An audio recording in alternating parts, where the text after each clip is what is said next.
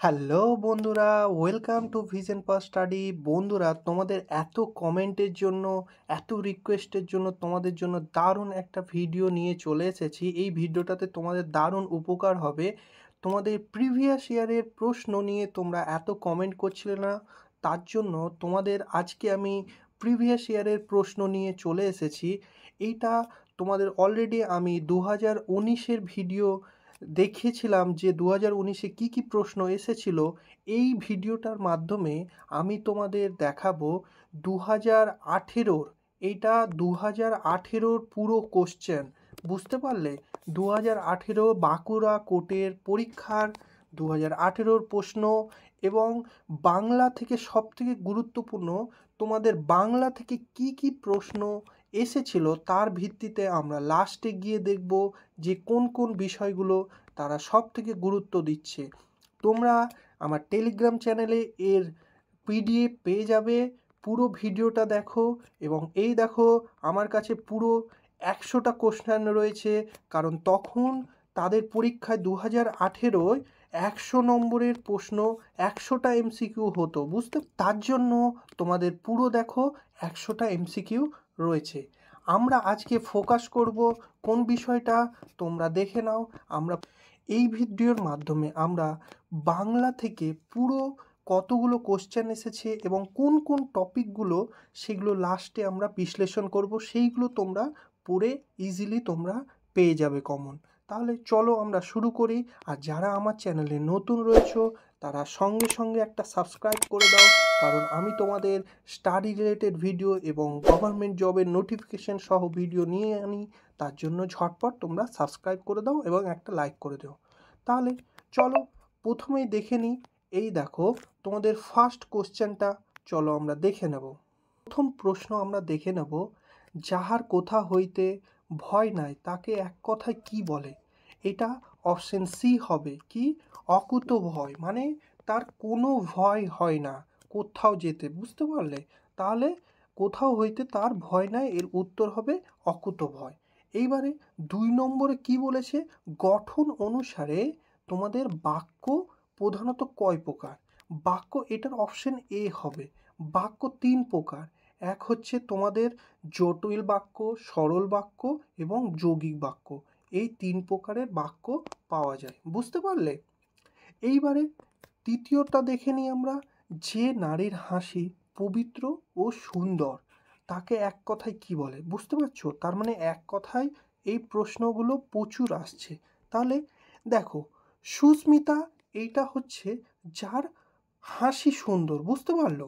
মানে হাসি।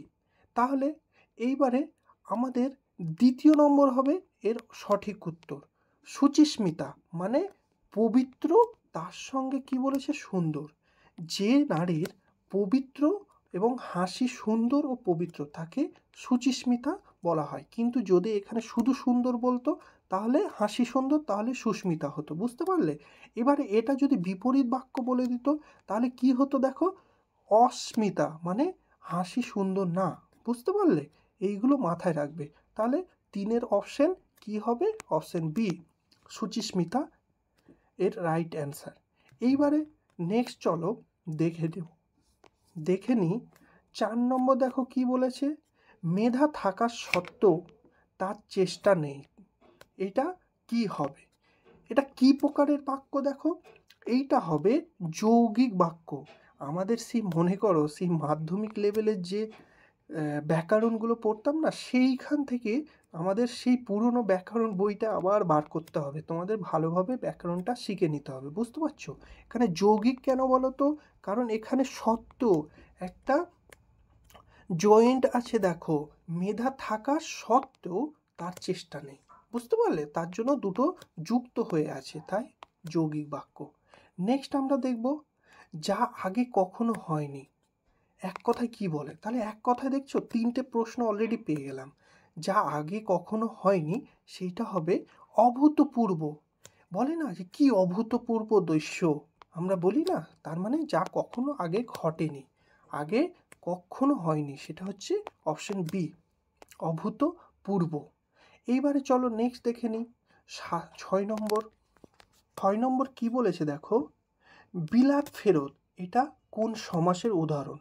এইটা হচ্ছে বিলাত ফেরত, এটা তৎপুরুষ সমাস। বুঝতে পারলে?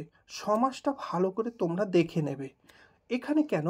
কারণ দেখো বিলেত থেকে ফেরত, বুঝতে পারলে? এখানে থেকেটা এইটা তোমাদের উহ্য হয়ে যায়, তার জন্য এইটা তৎপুরুষ সমাস। তাহলে বুঝতে পারলে? এইবারে দেখো নেক্সট কি বলেছে, পুরোহিত। এই পুরোহিতের বিপরীত শব্দ কোনটি?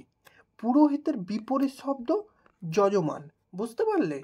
এইখানে ভালো করে মাথায় রাখবে এগুলো কোনগুলো দিচ্ছে, তাহলে পুরোহিতের বিপরীত শব্দ যজমান হবে। 8 নম্বর দেখো কি বলেছে, রামবাবু ভূতকে বাজারে পাঠালেন। এখানে রামবাবুর তলায় দাগ, রামবাবুটা কে? এখানে কর্তা। তাহলে কি বুঝতে পারছো? এটা তার মানে কারক থেকে প্রশ্নটা করেছে। তাহলে কি বলেছে, রেখা চিহ্নিত শব্দটি কি? এইটা দেখো, এইটা হবে তোমাদের প্রযোজক কর্তা। বুঝতে পারলে? মানে তিনি নিজে অর্ডার দিচ্ছে, তিনি নিজে কাজটা করছেন না। বুঝতে পারলে? তাহলে এটা কি হবে? প্রযোজক কর্তা, অপশন এ। বুঝতে পারলে? কারকটা ভালো করে তোমরা দেখে নেবে। এইবারে দেখো যথার্থ অর্থ মানে শব্দার্থ। বুঝতে পারলে? সুতো, এই কথাটির যথার্থ অর্থ হলো কি হবে? সুতো সারথি। বুঝতে পারলে? সুতো সারথি, এইটা যথার্থ অর্থ। তাহলে আমাদের প্রত্যেকটার অর্থ কিছু দেখে নিতে হবে, তার কারণ তোমরা দেখো অর্থ থেকে অনেকগুলো প্রশ্ন আসছে। এইবারে দেখো নেক্সট, যে উপকারের উপকার স্বীকার করে, এক কথায় তাকে কি বলে? এক কথায় কতগুলো প্রশ্ন দেখে নাও, তাকে কি বলি আমরা? কৃতজ্ঞ। বুঝতে পারলে? আমরা বললাম না যে কৃতজ্ঞ তো জানালাম, তাহলে যে উপকারের উপকার স্বীকার করে তাকে কৃতজ্ঞ বলা হয়। এর বিপরীত কিন্তু এইটা কৃতজ্ঞ। বুঝতে পারলে? এটা যদি বিপরীত শব্দ বলতো তাহলে এইটা হয়ে যেত। তাহলে অপশন ডি এর রাইট অ্যান্সার। চলো নেক্সট আমরা দেখে নেব 11 নম্বর প্রশ্ন কি বলছে। 11 কি বলছে, উদ্বেগ বিশেষ্য পদটির বিশেষণে পরিবর্তন রূপ হলো কি? বুঝতে পারছো? মানে বিশেষ্য বিশ্লেষণে যে পরিবর্তন রূপ সেইটা আমাদের বার করতে বলেছে।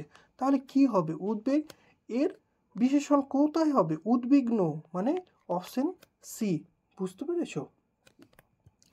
নেক্সট তাহলে 11-র পরে এবারে 12 নম্বর চলে আয়। কি বলছে, উদয় শব্দটির পদ পরিবর্তন করো। এই পদ পরিবর্তন খুব গুরুত্বপূর্ণ, কারণ এইটা প্রতিবারই প্রশ্ন আসে। তাহলে 12 নম্বর কি বলেছে, উদয় মানে কি হবে? উদিত হবে, মানে অপশন ডি। উদয়ের পদ পরিবর্তন করলে উদিত হবে, মানে অপশন ডি এর রাইট অ্যান্সার। বুঝতে পারলে? এইবারে চলো তপস্বী। দেখো শব্দের যথার্থ স্ত্রীলিঙ্গ, এই যে পুংলিঙ্গ থেকে স্ত্রীলিঙ্গ পরিবর্তন এইটা প্রচুর আসে। বুঝতে পারলে? তাহলে আমাদের কি এর কি হবে? তপস্বিনী, মানে অপশন এ হয়ে যাবে এর রাইট অ্যান্সার। বুঝতে পারলে?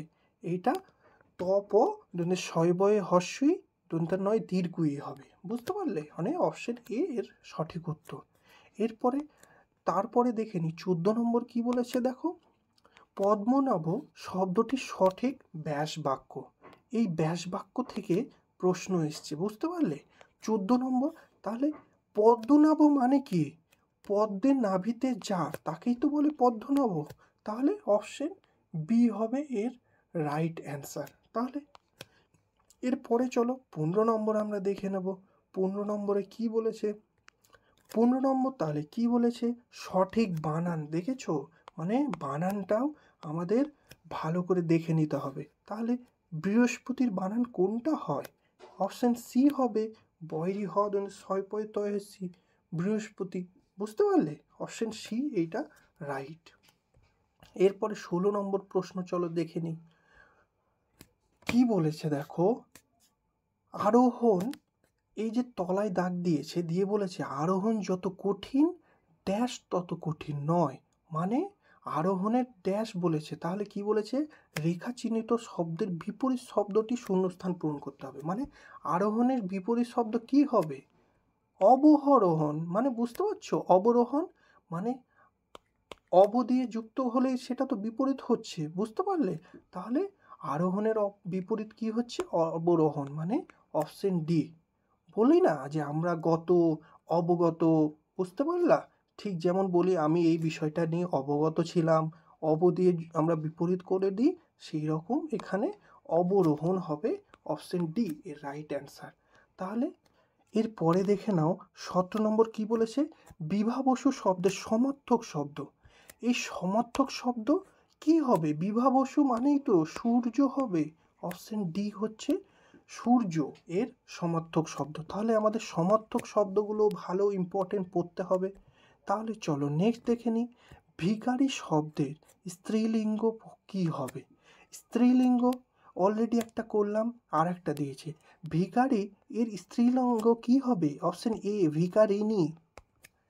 রয়হস্যি দন্ত্য নয় দীর্ঘী, বুঝতে পারলে? এইটা এর স্ত্রীলিঙ্গ হয়ে গেল ভিখারিনী। তাহলে এরপরে ১৯ নম্বর কি বলেছে? শিরস্ত্রাণ। এটা শিরস্ত্রাণ এর শব্দটি সন্ধি বিচ্ছেদ দিয়েছে, দেখলো? সেই মাধ্যমিক লেভেলে আমরা পড়তাম সন্ধি বিচ্ছেদ, সেইটাও এখন তাহলে ইম্পর্টেন্ট। সন্ধি বিচ্ছেদে কি বলেছে? শিরস্ত্রাণ। এটার উত্তর হবে অপশন এ শির যুক্ত ত্রাণ মানে শিরস্ত্রাণ, মানে অপশন এ হচ্ছে এর রাইট অ্যান্সার। এরপরে চলো দেখো আর একটা দিয়েছে, দেখো শুদ্ধ বানান নির্বাচন কোনটা হবে? আসক্তি, আমাদের অপশন বি আসক্তি, তাই তো? তাহলে অপশন বিটা তাহলে রাইট অ্যান্সার। দেখছো বানানগুলো দিয়েছে, আমাদের স্পেলিং এরর যেমন ইংলিশে থাকে ঠিক বাংলাতেও স্পেলিং থাকছে। তাহলে আমাদের দেখে মনে হলেও ইজি, কিন্তু পরীক্ষা হলে এগুলো অনেক সময় ভুল হয়। তাহলে অপশন বি হচ্ছে এর রাইট অ্যান্সার। এরপরে চলো আমরা ২০টা প্রশ্ন তোমাদের বললাম না, এইটা গ্রুপ ডির প্রশ্ন ছিল, কিন্তু এখানে ২০খানা, যেটা আগের বার দেখা ২০১৯-এ তোমাদের দেখালাম, তোমাদের বাংলা থেকে ১০খানা ছিল, একটা করে ২ নম্বর করে, তার মানে ২০ নম্বর ছিল তোমাদের। ঠিক তেমনি তোমাদের ২০১৯-এ ২০১৮-তে এইটা ২০ নম্বর ছিল, কারণ এটার এক একটা মান ছিল ১, তাহলে ২০ নম্বর, বুঝতে পারলে? তাহলে চলো এবারে আমরা দেখে নেব কোন কোন বিষয়গুলো সব থেকে গুরুত্বপূর্ণ আমাদের পড়তে হবে। তাহলে বন্ধুরা আমরা তাহলে দেখে নেব কি কি বিষয়গুলো আমরা এতক্ষণ গুরুত্বপূর্ণ পড়লাম। সব থেকে গুরুত্বপূর্ণ বাংলার জন্য তোমাদের খুবই গুরুত্বপূর্ণ, তোমাদের সমাস পড়তে হচ্ছে, বিভক্তি পড়তে হচ্ছে, কারকের মধ্যে পড়তে হচ্ছে, কর্তা, বাক্য বিশ্লেষণ, এইগুলো খুব গুরুত্বপূর্ণ। পদ পরিবর্তনটা মাথায় রাখবে, খুবই গুরুত্বপূর্ণ। তার সঙ্গে দেখো সন্ধি বিচ্ছেদটা দেখে নেবে। এছাড়াও তোমাদের কি এক কথায় প্রকাশ করো, এই যে সমার্থক শব্দ এবং বাগধারা, এইগুলো তোমাদের প্রচুর আসছে, তাহলে এইটা খুবই মাথায় রাখবে। তার সঙ্গে কি বিপরীত শব্দ আর শব্দের অর্থ, এই দুটো খুবই ভালো করে করবে। তার সঙ্গে কি বাক্যের যে গঠন, বাক্য কয় প্রকার এবং কি কি, সেই সব জটিল, সরল এবং যৌগিক বাক্য কি কি ভাগ কতগুলো, সেইগুলো তোমরা ভালো করে করবে। তার সঙ্গে শব্দের যে সঠিক বানান, আমাদের যে ইংলিশে কারেকশন এরর কানেকশন করতাম, ঠিক তেমনি শব্দের সঠিক বানান এইখান থেকে ভালো করে দেখে নেবে। এছাড়াও তোমাদের বলে রাখি, তোমাদের ছাড়াও আমাদের যে বাংলার যে ফেমাস লেখক রয়েছে রবীন্দ্রনাথ ঠাকুর, কাজী নজরুল ইসলাম, এদের বিভিন্ন যে ফেমাস তাদের গ্রন্থগুলো এবং লেখকগুলো একটু মাথায় রাখবে, কারণ এইখান থেকেও তোমাদের অনেক প্রশ্ন বাংলা থেকে চলে আসে। এই ছিল তোমাদের বাংলা সিলেবাস। তোমাদের বাকি সাবজেক্টগুলো আমি একের পর এক তোমাদের আপলোড করে দেবো, তোমরা টেলিগ্রাম চ্যানেলে এর পিডিএফ তোমরা পেয়ে যাবে। যারা এই রকম তোমাদের ক্লাসটা যদি ভালো লেগে থাকে আমার চ্যানেলটাকে সাবস্ক্রাইব করে দাও, এবং এই রকমই স্টাডি রিলেটেড ভিডিও পেতে একটা লাইক করে দাও, এবং বন্ধুদের সঙ্গে এইটা শেয়ার করো। সকলে ভালোভাবে পরীক্ষা দাও, এই কদিন ভালো করে তোমরা এইগুলো দেখে নাও, প্রিপারেশন নিয়ে নাও। থ্যাংক ইউ বন্ধুরা, ভালো থেকো।